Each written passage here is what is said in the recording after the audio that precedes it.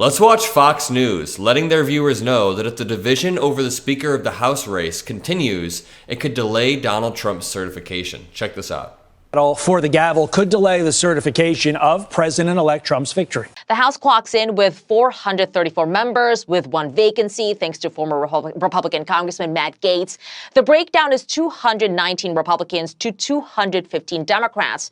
The Speaker of the House must win an outright majority of all members.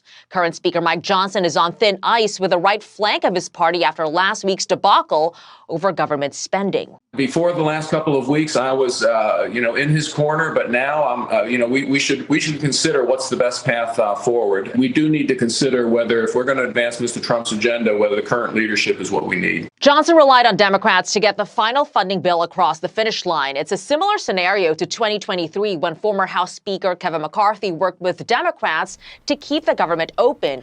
I want to pause it right there, and I want you guys to remember what happened when Speaker of the House Kevin McCarthy worked with Democrats in the same way that Mike Johnson tried to. He was ousted, immediately ousted, and they spent 3 weeks trying to replace him. They went through 16 or 17 different votes before they finally landed on Speaker of the House Mike Johnson. So let's listen to what they have to say. Gaetz then triggered the vote to oust McCarthy. House Minority Leader Hakeem Jeffries signals Democrats won't be helping Johnson. And there will be no Democrats available to save him or the extreme MAGA Republicans from themselves based on the breaching of a bipartisan agreement. Without a speaker, the House is paralyzed. It can't swear in members, it can't pass legislation, and here's the kicker. It cannot certify the results of the Electoral College on January 6th. Let me run you down some individual statements from top Republicans who are rallying against Speaker of the House Mike Johnson, and we can dissect this Republican division. But first, I really hope Hakeem Jeffries stays true to his word when he says that he's not going to bail out Mike Johnson. He's not going to help the Republicans when they inevitably plunge the House into chaos. Good. Do not help them, because last week when they almost caused a government shutdown, we did bail them out, and I do understand why. We don't want a government shutdown going into the holidays under a Democratic president. Nobody wants that. It would shut down a lot of crucial services. But going forward, let's stay strong. It's not that I want to watch the world burn, but people voted for a Republican Congress, both chambers, so let them do their thing. If they're going to fight each other, if they're going to eat each other alive and delay this certification of the presidency, good. Let them do it. This article really quickly says, it's a new year, and Congress is set to start their 119th session this Friday, January 3rd. But first up, for the week ahead, is the election of the Speaker of the House. Current Speaker of the House, Mike Johnson, again, is facing backlash among some top Republican lawmakers after working with Democrats to pass a short-term funding bill. That is how politics works. It's built on negotiation and compromise. And even though Johnson won the GOP nomination to remain House Speaker with overwhelming support, his seat is up for grabs, as the House Speaker election is literally the first order of business. The House cannot function without a Speaker, so the decision must be made that day. Donald Trump being certified as the president is contingent on Republicans all falling in line when they have a very slim majority. Now, do I think they'll fall in line? There's a good chance it happens, because all Trump has to do is snap his fingers and say, you guys are done if you don't fall in line. But listen, Thomas Massey just posted, I will vote for someone other than Mike Johnson. I'm not persuaded by the hurry up and elect him so we can certify the election on J6 argument. A weak legislative branch beholden to the swamp will not be able to achieve the mandate voters gave Trump in Congress in November. And then he ran a poll. Wow, he ran a poll. I didn't realize 180,000 people voted in this. It says, on January 3rd, should we vote for Mike Johnson or someone else? The vast majority of people said someone else. And this tweet got 53,000 likes and 1 million views. So there is some support to replace Speaker of the House Mike Johnson. Right here, Scott Perry refuses to even commit to supporting Mike Johnson for Speaker. So do you support Speaker Johnson or not? Right now, I think that Mike has done an admirable job under tough conditions, but I'm going to keep my options open. I want to have a conversation with Mike.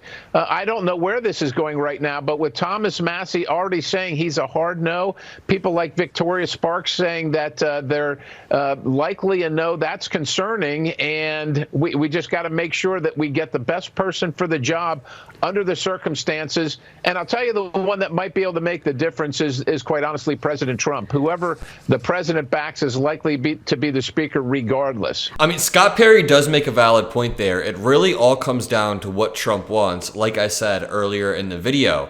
But you do have to remember, Trump and Mike Johnson did have a little bit of a spat last week over the debt ceiling debacle. Trump and Elon Musk wanted the bill scrapped entirely and were trying to use the debt ceiling as leverage, but Johnson worked with Democrats and ended up passing it. That's the exact type of pragmatic governance that unfortunately got former Speaker of the House, Kevin McCarthy, ousted, which I didn't like Kevin McCarthy either, but it seems like any time MAGA Speaker of the House has actually worked with Democrats, which is how politics is supposed to function, they immediately get backlash from Trump and the MAGA loyalists around him. So this puts Johnson in a little bit of a precarious position.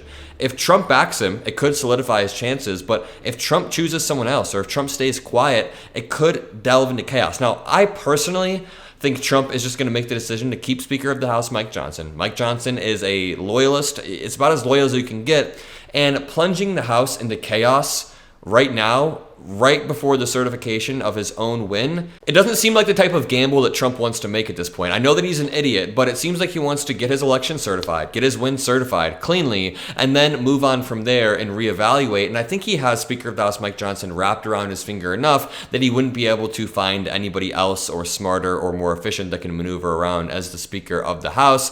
But I mean, overall, the Republican Party's divisions are more glaring than ever, and if they can barely even certify Mike Johnson, how are they going to pass any significant legislation?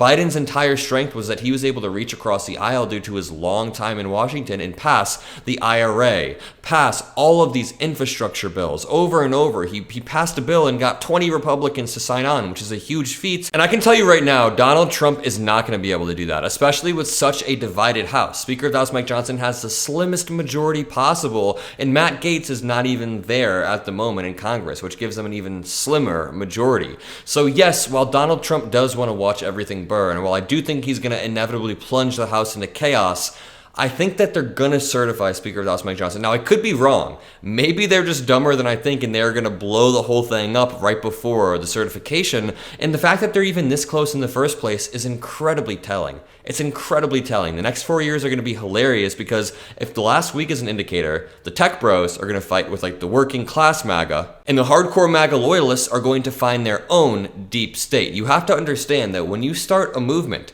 inevitably there are going to be true believers, people who really do think there's always going to be a deep state. So even when Republicans have control or full control of the presidency, the Senate, and the House, there's going to be a far-right faction that forms. Think Marjorie Taylor Greene or Matt Gaetz, and they're going to find their own new deep state, which is going to be Speaker of the House Mike Johnson. In the same way that Kevin McCarthy was full MAGA, but he got ousted because they thought he was a deep state establishment shill. So the question is, do they see Mike Johnson as too establishment for them at this point, or does Donald Trump think he can wrap Mike Johnson around his finger and still control him? I think it's going to be the latter, but let me know what you guys think. Are they gonna delay the certification? I love to hear from you guys. Drop a like, subscribe, have a great rest of your day. Can't wait to make a bunch of content in the new year. We've got some amazing plans, building out some amazing stuff in Chicago. Love you guys. See you.